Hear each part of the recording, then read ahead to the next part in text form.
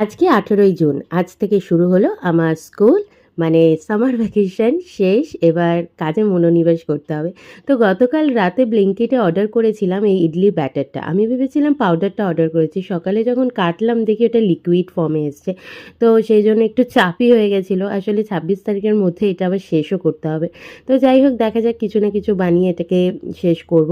তো একদিকে আবার সুবিধা হয়েছে পুরো ব্যাটারটা রেডিই ছিল। জাস্ট আমি একটু ক্যাপসিকাম, টমেটো, পেঁয়াজ, ধনেপাতা, কাঁচা লঙ্কা সব কিছু কুচিয়ে দিয়ে দিলাম। স্বাদমতো একটু অল্প পরিমাণ নুন, কেন নুন ওতে মেশানোই থাকে। নুন আর তার মধ্যে একটু লাল লঙ্কার গুঁড়ো দিয়ে ব্যাটারটা বানিয়ে নিলাম। আর এদিকে ১ কাপ চা আর বিস্কিট দিয়ে দিনটা শুরু করলাম। নইলে আমার দিনই শুরু হতো না। আর বসে, বসে ভাবছিলাম নেক্সট কী কাজগুলো করতে হবে আরকি। আসলে অনেকক্ষণ স্কুলে থাকি তো বেশ খিদে পেয়ে যায়। তো একটা ঠিকঠাক টিফিন না নিয়ে গেলে খুব চাপ। তো এদিকে দেখো টমেটো সসের সাথে বানিয়ে নিলাম এরকম ইডলির ব্যাটার দিয়ে উত্তপা। তোমরাও ট্রাই করতে পারো। বেশ ভালো